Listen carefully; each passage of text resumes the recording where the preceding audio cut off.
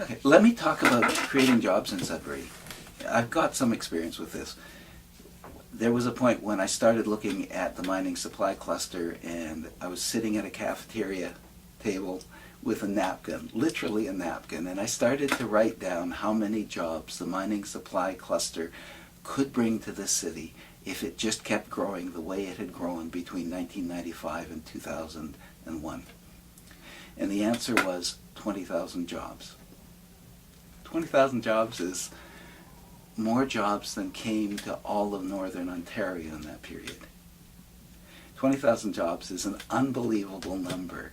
And when I saw that, I went, oh no. What that means is I now have to work for the next couple of years convincing people of the opportunity we have. Because you can't leave 20,000 jobs laying on a napkin.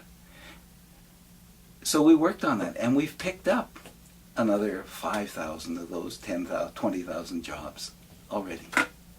Now, why did we get them? We got them because people started to recognize the mining supply cluster as the real driving force in the city. What I like to think I contributed to that, besides convincing people, was the analysis. As a professional economist looking at cluster theory and the cluster we had here that the federal government and the provincial government wouldn't recognize, I was in a position to see it, and I was in a position to convince people that they had to move on it. I made phone calls. It's not what academics normally do, but I phoned Dick DiStefano and said, Dick, we need an organization so the feds are going to believe that we actually have all these companies here. Could you just fake it for 6 months? Could you make an organization and fake it for 6 months? And Dick said, sure, I'll do that. And he organized SAMHSA, which is the most dynamic mining supply organization in all of Canada. He goes all over the world. Why? Because we've got the capacity here.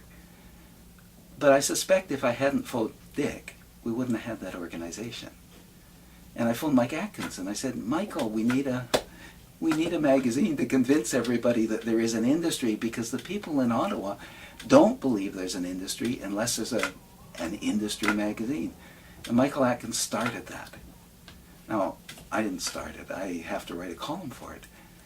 But that organization, that magazine is running and making money. The jobs come out of understanding what the economy really is. And I actually honestly don't think the other candidates in this election understand. They haven't had the experience, they haven't had the training to identify the areas that jobs come out of. They haven't had the experience in organizing people to bring those jobs into reality. Let me give you another example. The School of Architecture is here because I phoned some people and said, let's have some meetings.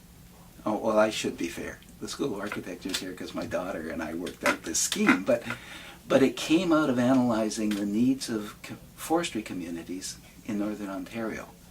That took economic analysis. It took being deeply, deeply embedded in thinking about what Northern Ontario needs. An astonishing thing happened when the community put it together. But it came out of doing the right analysis and talking to the right people.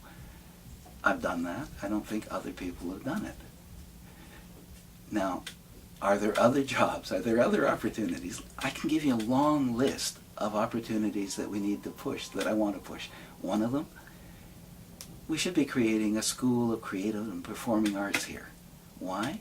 Well, we've already got the capacity at the university, we just don't have the label on it. We've got a tremendous arts community. We've got a developing film industry. What we need to do is mobilize the university's capacity to support those industries and those communities, because it's the arts sector that's creating most jobs. It really is the arts sector, the information sector, the media sector that's creating most jobs in society right now. We've got a great base. Let's put together the pieces we have and do something with it. Or how about this? The mines, everybody knows this, it's hot underground. Why is it that in the last 50 years we haven't found any way to harness the geothermal energy? Energy's getting more and more expensive. We've got all that free energy underground. Let's go get it, and let's create the research projects, and let's create the rebuilding and renovation projects that are involved in applying geothermal in Sudbury. There's at least 1,000 jobs there. There's an industry that we can export to the rest of the world. I don't see it on the NDP's economic strategy. I don't see it on the Liberals' economic strategy. What they want to do is throw money at useless projects because they think they'll buy votes with them. That's not the way to do it.